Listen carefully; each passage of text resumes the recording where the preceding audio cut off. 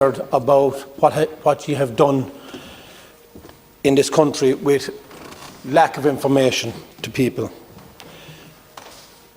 This Pact signs up for almost 30,000 migrants coming into this country. And if we don't accept the migrants, there's a clause on it that is €20,000 per head that we don't accept.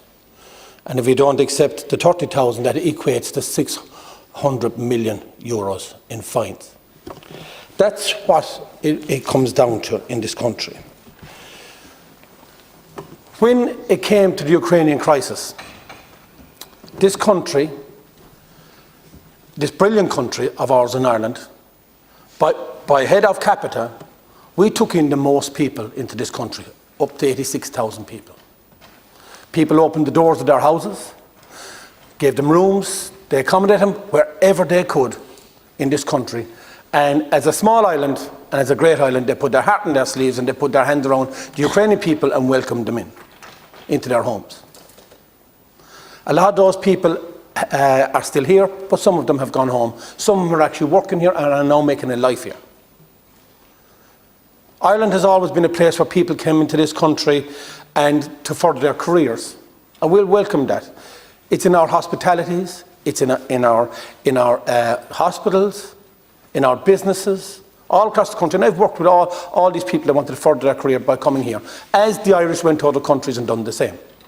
And again, I welcome that. In every sector of the workforce in this country, we have people that migrated here for work. The problem we have here in this country is for decades and decades, your government, going back for decades, have never invested in infrastructure.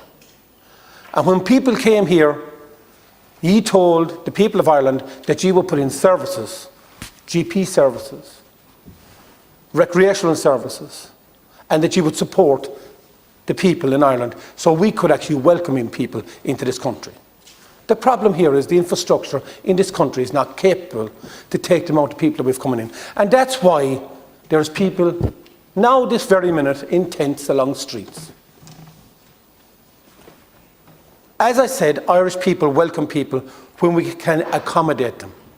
But at the moment, through the failure of your government and the previous governments in failing for infrastructure in the towns and villages and the cities around this country, we have no infrastructure for people. So when we get a mass amount of people coming into this country, into the towns and the villages, and you land on with 200 people and you said they're coming in here, where there's no adequate bus services, where there's no GP services, where there's not enough accommodation within the school services, that's where the problem lies. And you don't even tell them they're coming. That's what's wrong. That's all that's wrong. And in this pact that you have, there is an opt-out. 70% of the European rules are made in Europe for Ireland. Irish, 70% of our laws are being made now in Europe. And the failure of the European candidates that have been out there at the moment to protect Ireland is showing. They've sat in their hands. They've never opened their mouths. And now it's coming election time, they said they're everywhere. But there's a change coming for them too. It's like your government. In the last two referendums, 70% of the people voted against you because they didn't believe ye. They don't believe now in the people in Europe, and now they don't believe in ye. That's what's wrong. And it's okay if I have an opinion, and there's other people in this house who have a different opinion to me, and that's fine. But I'm standing up for the people here in Ireland would welcome everyone if there was a proper infrastructure in place and you had lived up to the promises that you had been giving for years. For years.